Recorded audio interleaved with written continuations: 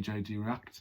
If you're new, could you subscribe and like the video please? It'll help with gaining traction. So today we'll be doing Led Zeppelin with Going to California. So some basic facts about the album.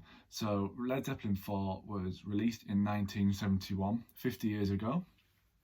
And it was recorded in 1970. It was recorded in two places. So Headley Grange. It was also recorded in the basement of the Island Record studio, which was a converted church in Baez Street in London. And also Jethro Tull were in the upper floors recording Aqualung. I'm a wannabe freelance music journalist, and I interviewed Martin Barr from Jethro Tull, the lead guitarist, and he said that Led Zeppelin worked on a completely different time frame with Jethro Tull. So Led Zeppelin would mainly record during the night. They barely ever crossed wires. I think Martin said that he was getting tea and coffee once, and John Paul Jones and Jimmy Page came in. But again, there's that famous story that Martin Barr was doing the guitar solo for Aqualung, and he wanted to do it in one take because Ian Anderson was quite concerned with timing, and he was willing to replace it with a flute solo or something. So Jimmy Page came in and was like, "Hi Martin," and Martin had to ignore him. So Headley Grange is an 18th century workhouse in Hampshire.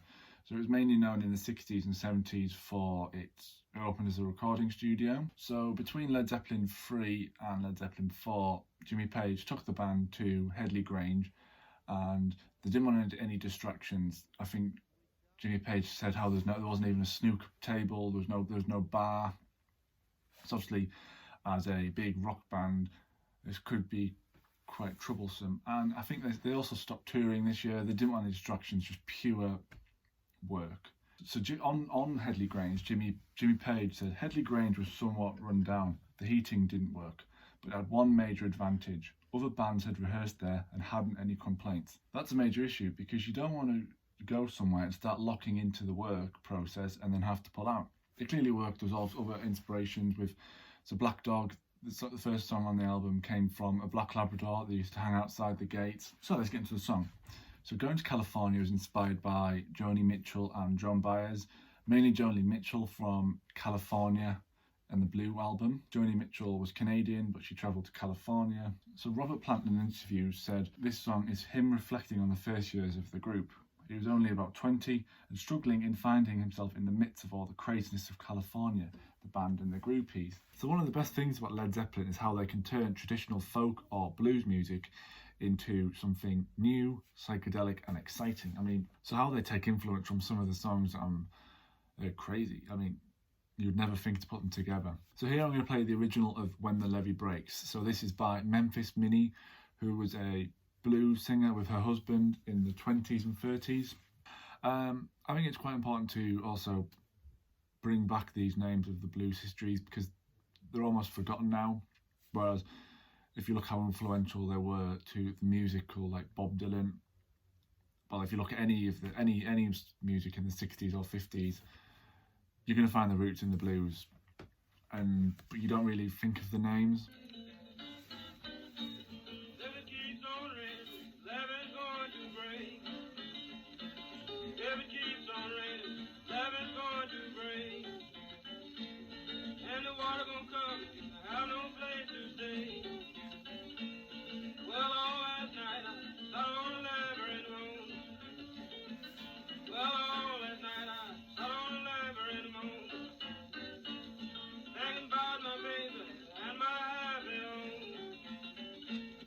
So Led Zeppelin, Jimmy Page, listened to this song and came up with this.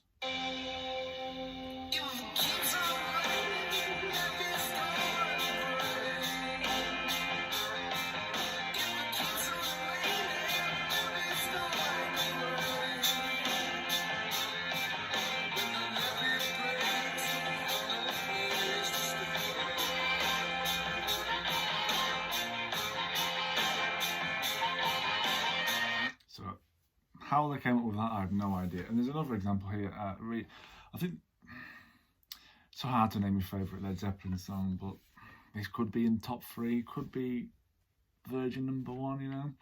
So I'll play the original. It's by Joan Baez.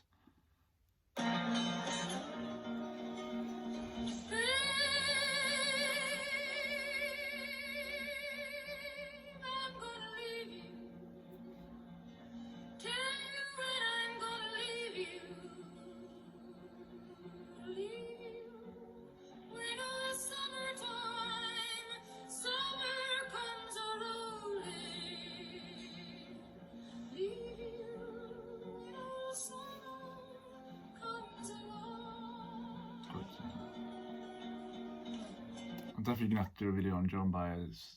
So this is how Led Zeppelin took this song.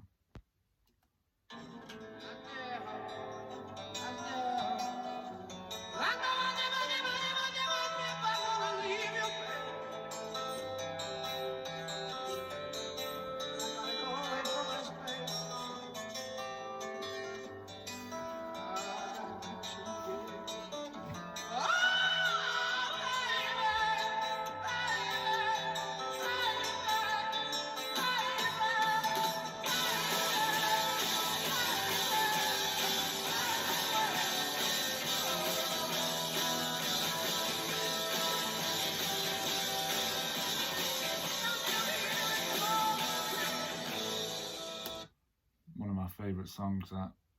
Brilliant. So this song is about California, more specifically the Laurel Canyon musicians. So Crosby, Stills, Nash, Jim Morrison, Neil Young, Joni Mitchell. Robert Plant, in an interview, said that these people in the Laurel Canyon avoided us. He said that they kept clear because we were in the tackiest part of the Sunset Strip. So this song, I felt, quite uncharacteristic for Led Zeppelin's early music. The early music wasn't too poetic. I mean, obviously there was elements, but this feels a lot more like a tribute to that Laurel Canyon group. And I mean, I think especially Jim Morrison, when you listen to that heavy rock with poems in the background. Going to California is obviously softer, but I think there's elements taken from The Doors. So when it says in the song that the mountains and canyons start to tremble and shake, the children of the sun begin to awake. So when it says that, it could be taken as in the mountains were alive because of this music, this new music scene that they're influenced by. So when Jimmy Page went to California to mix the album, he met with Andy Johns, and just before a big earthquake had hit California, so he said that he would leave that mix till last because he didn't want to risk another one, like evoking the gods. So it may be quite obvious, but when the lyrics where it says, somebody told me that there's a girl out there with love in her eyes and flowers in her hair, that's probably going to be Joni Mitchell. So also when it says to find a queen without a king, they say she plays guitar, cries and sings. Really beautiful lyrics. It's probably an allusion to Joni Mitchell's I Had a King, which was from her first album, Song to a Seagull. So yeah guys, just a short video. Just wanted to give you some facts about this song. Really love this song. Probably the whole album. I could have done any of this album. I really enjoy it. So if you've enjoyed the video, could you like, comment, subscribe please. Yeah guys, thanks for watching and goodbye.